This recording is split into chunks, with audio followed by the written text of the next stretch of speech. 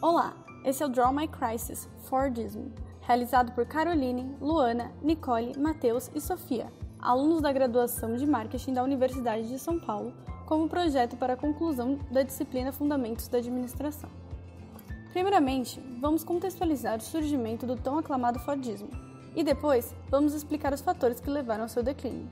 Afinal, por que o Fordismo foi tão importante? Bem, o Fordismo foi um sistema de produção criado pelo empresário norte-americano Henry Ford no início do século XX, a partir da aplicação de conceitos do teórico Frederick Taylor.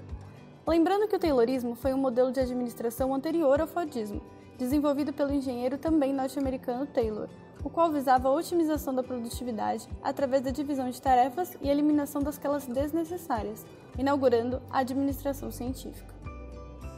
Ford adaptou os princípios de Taylor, aperfeiçoando a linha de montagem e introduzindo o sistema de esteiras, as quais levavam os materiais até o operário, garantindo que ele executasse uma única e simples função, como apertar um parafuso, sem sequer precisar se deslocar e, consequentemente, sem ter conhecimento sobre os demais processos da linha em que estava inserido.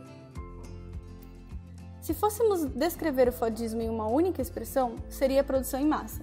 Além disso, o modelo utilizava-se da verticalização, abrangendo todos os elos da cadeia produtiva, desde a matéria-prima e a produção de cada peça até a montagem do produto. Tinha como objetivo principal o alto volume de peças produzidas. Acreditava-se que, por meio da escala, ou seja, a produção de um grande número de peças padronizadas, diminuiria o custo final, o que ocasionaria o acesso do produto a um maior número de pessoas.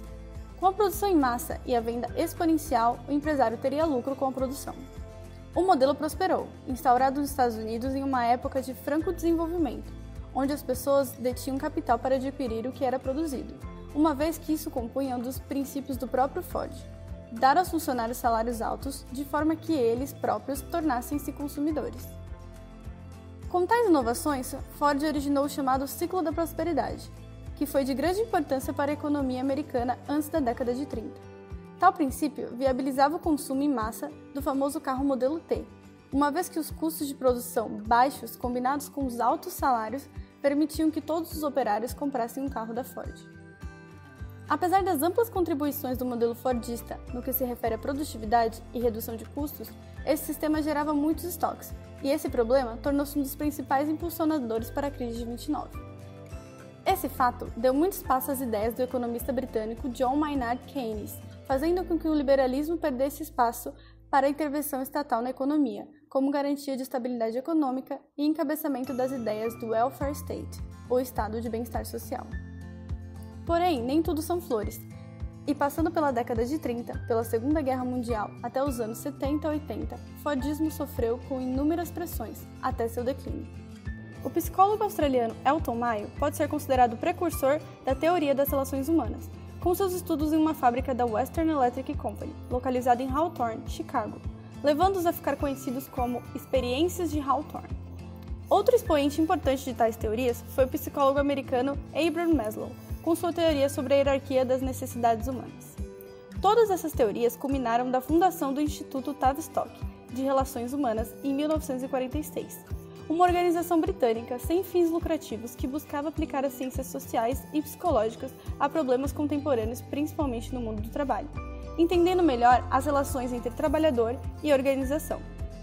Investigaram diversos problemas fortemente enraizados no sistema fordista, desde as altas taxas de absenteísmo, turnover, a alienação do trabalho provocada pela perda de sentido na tarefa executada, por se tratar de atividades extremamente simples e mecânicas, até problemas mais graves como alcoolismo, apatia e depressão, e como todos esses fatores relativos à saúde mental afetavam a própria organização. Os estudos do Instituto, somados a diversas reivindicações sindicais que eclodiram no pós-guerra, reivindicando melhores condições de trabalho, representaram as sementes do colapso do Fordismo. O Fordismo, portanto, como sistema de produção, tornou-se obsoleto por diversos motivos, localizados tanto no âmbito técnico quanto no âmbito socioeconômico. É claro que devemos considerar a importância do Fordismo para que a segunda revolução industrial conseguisse atingir o ápice durante o começo do século XX, mas devemos notar também que havia alguns problemas com relação a esse modelo de produção. O primeiro deles era a concentração de uma produção eficiente em apenas um modelo, tornando-o extremamente inflexível. O sistema, portanto, mesmo que eficaz, não dava espaço para inovações, tampouco as oscilações do mercado.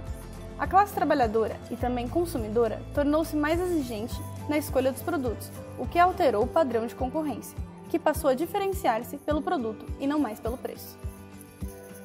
Na década de 60, houve a entrada de competidores japoneses no mercado automobilístico, após o desenvolvimento do Toyotismo, ou Sistema Toyota de produção, planejado pelo engenheiro Eiji Toyoda e o especialista em produção Taishi Ono.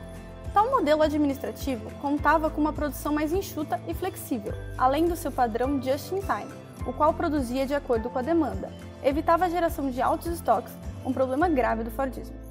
Uma curiosidade para vocês, em 2007, a Toyota se tornou a maior montadora de veículos do mundo, quando o Fordismo foi totalmente extinto. Na década de 70, a General Motors flexibilizou seu método de produção e o modelo de sua gestão, lançando modelos diversos de veículos, assim como cores diferenciadas. A GM passou a Ford no que se refere à maior montadora do mundo durante esse período. Ainda nessa época, o capitalismo começou a dar sinais de esgotamento e a produção em massa já não conseguia mais atender aos interesses do capital, como pontuam os analistas Fiore e Sabel. Nessa época, uma forte redução no consumo começava a impactar o mercado devido ao desemprego estrutural que se iniciava. Ou seja, haviam mais pessoas desempregadas do que o mercado tinha capacidade de contratar. E essa não era uma tendência passageira.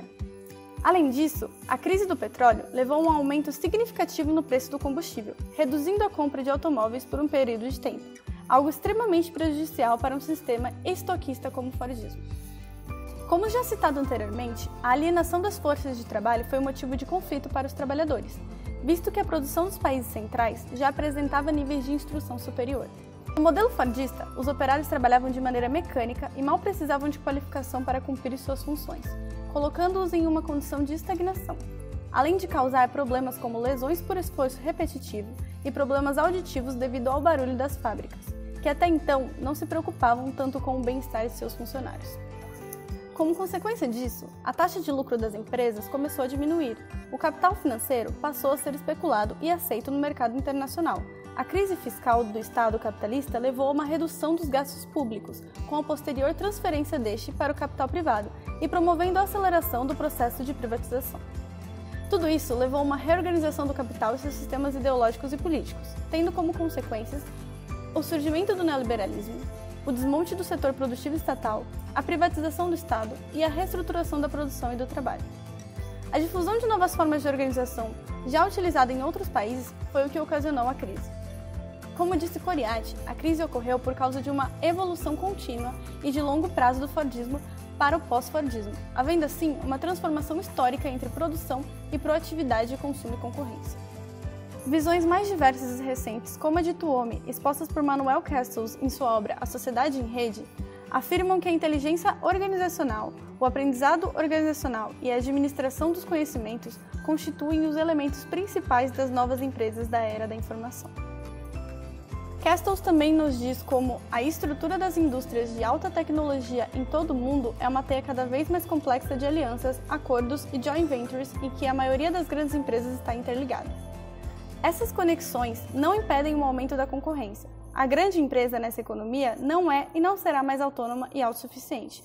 Amigos e adversários são os mesmos. Ele também retoma o querido Fordismo em uma situação muito interessante em seu capítulo sobre indústrias em rede. Que elementos da realidade histórica estão associados ao novo paradigma organizacional? E como podemos uni-lo num todo conceitual de importância histórica?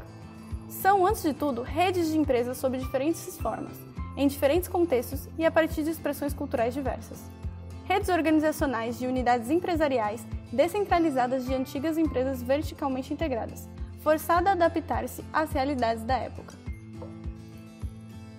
Conclui-se que, apesar das divergências, existem 4 pontos onde há concordância. Houve uma divisão importante na organização da produção e dos mercados. As transformações estão ligadas à difusão da tecnologia da informação, mesmo de forma independente e precedendo essa difusão nas empresas comerciais. O principal objetivo era gerenciar as constantes mudanças que aconteciam nos campos econômicos, institucionais e tecnológicos. Com maior flexibilidade em produção, gerenciamento e marketing, era mais fácil lidar com as mudanças contínuas. Muitas das transformações visavam redefinir processos com base em menos mãos de obra, focando na produção e em ter uma equipe enxuta. Administrar os conhecimentos e o processamento das informações é essencial para as indústrias que atuam hoje em nível global. Então é isso, pessoal. Até a próxima!